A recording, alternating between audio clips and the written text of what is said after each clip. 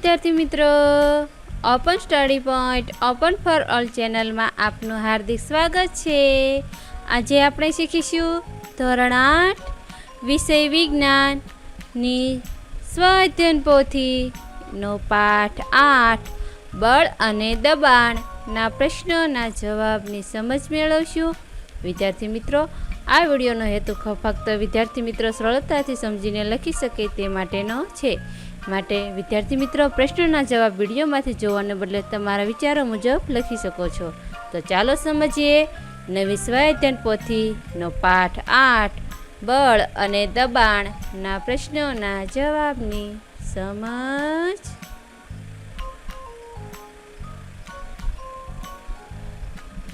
પ્રશ્નોના જવાબ આપો। સૌપ્રથમ પ્રશ્નની સમજ મેળવીશું।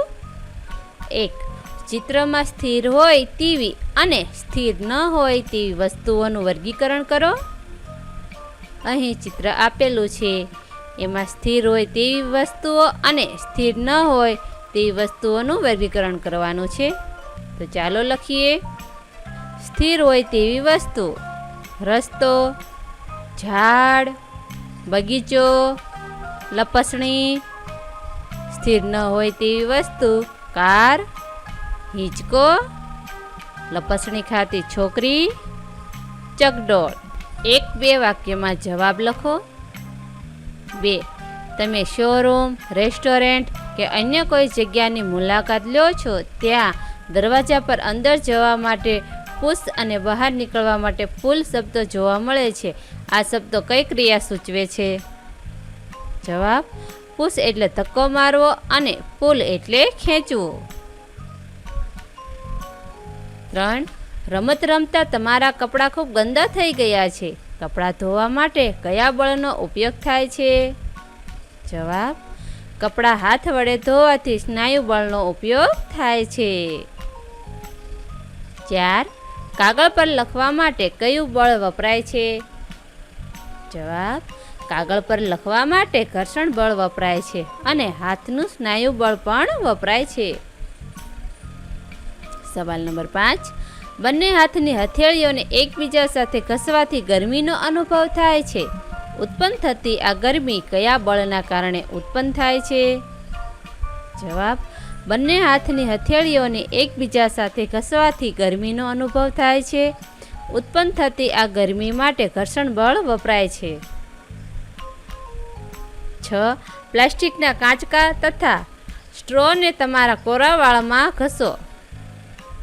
પ્લાસ્ટિકના કાંચકા અથવા સ્ટ્રોને તમારા કોરા વાળમાં ઘસો, તેને કાગળના નાના નાના ટુકડા તરફ લઈ જાઓ। અવલોકનની નોંધ કરો। આ માટે કયું બળ જવાબદાર છે? જવાબ: પ્લાસ્ટિકના કાંચકા અથવા સ્ટ્રોને તમારા કોરા વાળમાં ઘસો, તેને કાગળના નાના નાના ટુકડા તરફ લઈ જઈશું તો તે ટુકડા ચોંટી જશે। આ ક્રિયા દ્વારા સ્થિત વિદ્યુત બળ વપરાય છે। 7. ક્રિકેટ મેચમાં બેટ્સમેન જ્યારે સિક્સ મારે છે ત્યારે બોલ ઉપર જઈને નીચે પાછો આવે છે। આ માટે કયું બળ જવાબદાર છે? જવાબ: ક્રિકેટ મેચમાં બેટ્સમેન જ્યારે સિક્સ મારે છે ત્યારે બોલ ઉપર જઈને નીચે પાછો આવે છે। આ માટે ગુરુત્વાકર્ષણ બળ જવાબદાર છે। 8. પાણી ભરેલ ડોલને કૂવામાંથી સરળતાથી ખેંચવા માટે તમે શું કરશો? જવાબ: પાણી ભરેલ ડોલને કૂવામાંથી સરળતાથી ખેંચવા માટે અમે ગરગડીનો ઉપયોગ કરીશું। સવાલ 9. કાર, સ્કૂટર, બાઇક વગેરેના ટાયરમાં હવા ભરતી વખતે હવાનું દબાણ માપવા માટે કયા સાધનનો ઉપયોગ કરવામાં આવે છે? શિક્ષક સાથે ચર્ચા કરી નોંધો। જવાબ: કાર, સ્કૂટર, બાઇક વગેરેના ટાયરમાં હવા ભરતી વખતે હવાનું દબાણ માપવા માટે મેનોમીટરનો ઉપયોગ કરવામાં આવે છે। સવાલ 10.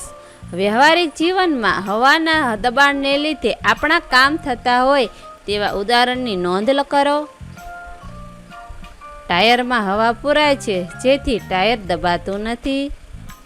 હવાના દબાણમાં વધઘટ થવાના કારણે જ આપણને શુદ્ધ હવા મળે છે। વરસાદ પણ તેને જ આભારી છે। વૈજ્ઞાનિક કારણ સમજાવો। હવે આપણે વૈજ્ઞાનિક કારણોની સમજ મેળવીએ. 11. ફૂલાવેલા ફુગ્ગાને બે હાથ વચ્ચે દબાવતા ફુગ્ગાના આકારમાં ફેરફાર થાય છે. જવાબ: ફૂલાવેલા ફુગ્ગાને બે હાથ વચ્ચે દબાવતા ફુગ્ગાના આકારમાં ફેરફાર થાય છે, કારણ કે હાથનું દબાણ હવાના દબાણ કરતાં વધારે છે અને તેની આકાર બદલાય છે અને તેથી આકાર બદલાય છે. 12. પ્રાંશુ અને પ્રિયાંશી એકબીજાની સામસામે ધક્કો લગાવે છે. થોડા સમય માટે બંને પોતાની જગ્યાએ આગળ પાછળ થયા કરે છે. અચાનક પ્રિયાંશી પોતાની જગ્યાએથી પાછળની બાજુ દૂર ખસે છે. જવાબ: અચાનક પ્રિયાંશી પોતાની જગ્યાની પાછળની બાજુ ખસે છે, કારણ કે પ્રાંશુ વધારે બળ લગાડે છે. 13. બોટિંગ કરતી વખતે હલેસા મારતા બોટ ઝડપથી સરકે છે, પરંતુ થોડા સમય પછી હાથ દુખતા હલેસા મારવાનું બંધ કરી દેવામાં આવે છે, છતાં તે બોટ થોડી વાર ગતિ ચાલુ રાખે છે.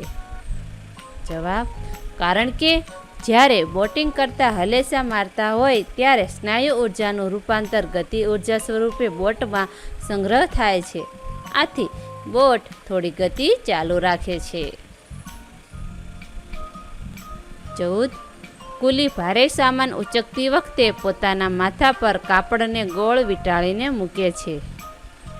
જવાબ: કુલી ભારે સામાન ઉચકતી વખતે પોતાના માથા પર કાપડને ગોળ વીંટાળીને મૂકે છે, કારણ કે કાપડને ગોળ વીંટાળીને મૂકતા માથાનું ક્ષેત્રફળ વધે છે અને તેનાથી માથા પર લાગતું દબાણ ઘટી જાય છે અને તેઓ તે બોજને સરળથી ઉઠાવી શકે છે.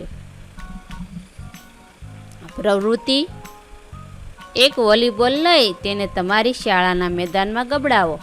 વિદ્યાર્થીઓ તેનું અવલોકન કરી પ્રશ્નના જવાબની નોંધ કરશે. અહીં આપણે એક વોલીબોલ લઈને શાળાના મેદાનમાં તેને ગબડાવવાનું છે. વિદ્યાર્થીઓ તેનું અવલોકન કરીને પ્રશ્નના જવાબ આપશે. 15. શરૂઆતમાં વોલીબોલ કઈ સ્થિતિમાં છે, સ્થિર કે ગતિમાં? જવાબ: વોલીબોલ હાલ ગતિમાં છે, પરંતુ થોડા જ સમયમાં સ્થિર થઈ જશે. 16. વોલીબોલ નીચે ગબડે છે ત્યારે કઈ સ્થિતિ ધરાવે છે? જવાબ: વોલીબોલ નીચે ગબડે છે ત્યારે ગતિની સ્થિતિ ધરાવે છે. 17. વોલીબોલ શા માટે સ્થિર અવસ્થામાંથી ગતિમાન અવસ્થામાં આવે છે?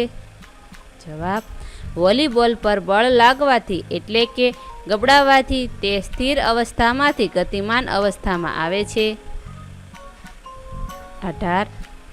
વોલીબોલ સ્થિર અવસ્થામાંથી ગતિમાન અવસ્થામાં જે કારણે આવે છે તેને વિજ્ઞાનની ભાષામાં શું કહે છે? જવાબ: વોલીબોલ સ્થિર અવસ્થામાંથી ગતિમાન અવસ્થામાં જે કારણે આવે છે તેને વિજ્ઞાનની ભાષામાં સ્નાયુ બળ કહે છે. 19. બળ લાગવાથી વોલીબોલની અવસ્થામાં શું ફેરફાર થાય છે? જવાબ: બળ લાગવાથી વોલીબોલ સ્થિર અવસ્થામાંથી ગતિમાન અવસ્થામાં આવે છે. 20. શું વોલીબોલ એક સરખી ઝડપે સતત આગળ વધતો રહે છે? જવાબ: ના, વોલીબોલને ગતિની વિરુદ્ધ દિશામાં જમીનનું ઘર્ષણ બળ લાગતા તેની ગતિ ધીમી પડે છે અને તે બંધ એટલે કે સ્થિર થઈ જાય છે. 22. જોડકા જોડો.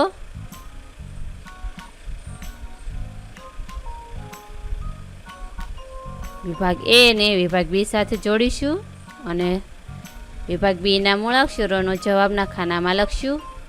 બળ. સી. ખેંચવું કે ધકેલવું. સ્થિત વિદ્યુત બળનું મૂલ્ય. ડી. બળની માત્રા. ગુરુત્વાકર્ષણ બળ. બી. અસંપર્ક બળ. સંપર્ક બળ. એ.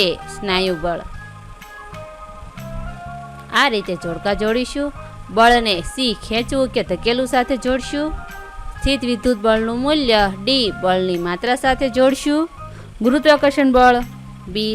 અસંપર્ક બળ અને સંપર્ક બળને સ્નાયુ બળ સાથે જોડીશું. 23. શિરીષ પોતાની સ્કૂલ બેગ ખરીદવા માટે તેના પિતા સાથે જાય છે અને તે સાંકડી પટ્ટીવાળી બેગ લેવાનું કહે છે, પરંતુ તેના પિતા તેને પહોળી પટ્ટીવાળી બેગ ખરીદવાની સલાહ આપે છે. તો શું તે સારી બાબત છે? સમજાવો. જવાબ: હા, તે સારી બાબત છે, કારણ કે સાંકડી પટ્ટીનું ક્ષેત્રફળ ઓછું હોવાથી ખંભા પર વધારે દબાણ લગાવે છે, તેથી બેગનો ભાર વધારે લાગે છે. જો તે પહોળી પટ્ટીવાળી બેગ ખરીદશે તો ક્ષેત્રફળ વધારે હોવાથી ખંભા પર લાગતું દબાણ ઘટશે. આથી તેના પિતા તેને પહોળી પટ્ટીવાળી બેગ ખરીદવાની સલાહ આપે છે. 24. આકૃતિમાં દર્શાવેલ મુખ્ય 3 છિદ્રો ABC ધરાવતા નળાકારમાં પાણી ભરેલું હોય તો કયા છિદ્રમાંથી પાણી સૌથી વધારે દૂર ફેંકાશે? શા માટે? અહીં આકૃતિ આપેલી છે, એના આધારે જવાબ આપશો. બધા છિદ્રોમાંથી સરખા પ્રમાણમાં પાણી બહાર નીકાળે છે. 25. એક ઈંટને 3 જુદી જુદી રીતે ટેબલ પર મૂકેલ છે, તો ટેબલ પર ઈંટ દ્વારા લાગતું દબાણ. અહીં ઈંટોને 3 જુદી જુદી રીતે મૂકેલ છે, તેને A, B અને C તરીકે દર્શાવીશું. તો ટેબલ પર ઈંટ દ્વારા લાગતું દબાણ. સવાલ 25. એક ઈંટને 3 જુદી જુદી રીતે ટેબલ પર મૂકેલ છે, તો ટેબલ પર ઈંટ દ્વારા લાગતું દબાણ. નીચે ઓપ્શન આપેલા છે. સ્થિત A માં મહત્તમ હશે, સ્થિત B માં મહત્તમ હશે, સ્થિતિ C માં મહત્તમ હશે અને ચોથું ઓપ્શન છે ત્રણેય સ્થિતિમાં એક સમાન હશે. તેનો સાચો જવાબ આવશે સ્થિતિ B માં મહત્તમ હશે, એટલે કે વચ્ચેની આકૃતિમાં મહત્તમ દબાણ હશે. 26. આપેલ 4 પાત્રોમાં પાણી ભરેલ છે, તો ચારેય પાત્રોના તળિયે પ્રવર્તેલા દબાણ વચ્ચે સંબંધ કયો છે? સૌપ્રથમ 4 પાત્રોને A, B, C અને D નામ આપી દઈશું. એની નીચે 4 ઓપ્શન આપેલા છે, એમાં ત્રીજો ઓપ્શન સાચો છે. B = C, D અને A. પ્રોજેક્ટ કાર્ય. 27. સાધન સામગ્રી: 2 ગજિયા ચુંબક, સસલું, ઘાસ, કુલ્ફી અને છોકરીનું ચિત્ર લો. અહીં ચિત્ર દર્શાવેલું છે, જેમાં 2 ગજિયા ચુંબક, સસલું, ઘાસ, કુલ્ફી અને છોકરીનું ચિત્ર આપેલ છે. પદ્ધતિ: એક ચુંબકના છેડા પર સસલાનું ચિત્ર અને બીજા છેડા પર છોકરીનું ચિત્ર ચોંટાડો. ત્યારબાદ આ ચુંબકને દોરીથી લટકાવો. હવે બીજા ચુંબકમાં કુલ્ફી અને ઘાસના ચિત્રોને એવી રીતે ચોંટાડો કે જેથી કુલ્ફીવાળો છેડો પ્રથમ ચુંબક નજીક લઈ જઈએ તો છોકરીનું ચિત્ર તેના તરફ આકર્ષાય, અને જો ઘાસવાળા છેડાને પ્રથમ ચુંબક નજીક લઈ જઈએ તો સસલું આકર્ષાય.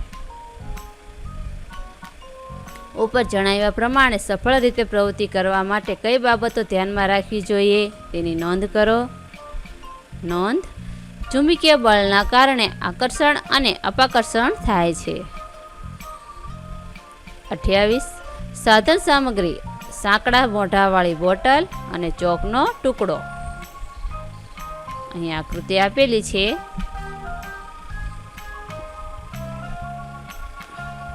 પદ્ધતિ: એક સાંકડા મોઢાવાળી બોટલ લો. બોટલના મુખમાં આકૃતિમાં બતાવ્યા પ્રમાણે ચોકનો ટુકડો મૂકો. ચોકના ટુકડાને ફૂંક મારીને બોટલમાં ધકેલવાનો પ્રયત્ન કરો. અવલોકનની નોંધ કરો. હવે નોંધ: ચોકનો ટુકડો પાછો બહાર આવે છે, કારણ કે ફૂંક મારતા અંદરની બાજુ દબાણ વધે છે, આથી હવા ગતિમાં આવે છે અને ચોક બહાર નીકળવાનો પ્રયત્ન કરે છે. આમ થવા પાછળનું કારણ જણાવો. કારણ: બોટલની અંદરની સ્થિર હવા ફૂંક મારતા ગતિમાં આવે છે અને તેની જગ્યાએ બીજી હવા લે છે, તેથી તે હવા બહાર નીકળતા ચોકને પણ બહાર ધકેલે છે. 29. સાધન સામગ્રી: એક સ્ટ્રો, કાતર, પાણી અને વાટકી. અહીં આકૃતિ દર્શાવેલી છે, જેમાં એક વાટકીમાં પાણી ભરેલું છે અને તેની અંદર સ્ટ્રો વડે ફૂંક મારવામાં આવે છે કાતર પર. પદ્ધતિ: એક લાંબી સ્ટ્રો લો. સ્ટ્રોને આકૃતિમાં દર્શાવ્યા પ્રમાણે કાતર વડે વી આકારમાં કાપો. આકૃતિમાં દર્શાવ્યા પ્રમાણે સ્ટ્રોના નાના છેડાને પાણી ભરેલી વાટકીમાં ડૂબાડો અને ફૂંક મારી અવલોકન કરો તથા તેની નોંધ કરો. નોંધ: ફૂંકની થોડી જ અસર પાણી પર જોવા મળે છે અને તેના કારણે અવાજ ઉત્પન્ન થાય છે. આ વિડીયો નિહાળવા બદલ આપનો ખૂબ ખૂબ આભાર અને ઓપન સ્ટડી પોઈન્ટ ચેનલ તરફથી વિડીયો નિહાળવા બદલ આપનો આભાર. આવા બીજા વિડીયોઝ નિહાળવા માટે અમારી YouTube channel open study point અત્યારે જ સબસ્ક્રાઈબ કરો.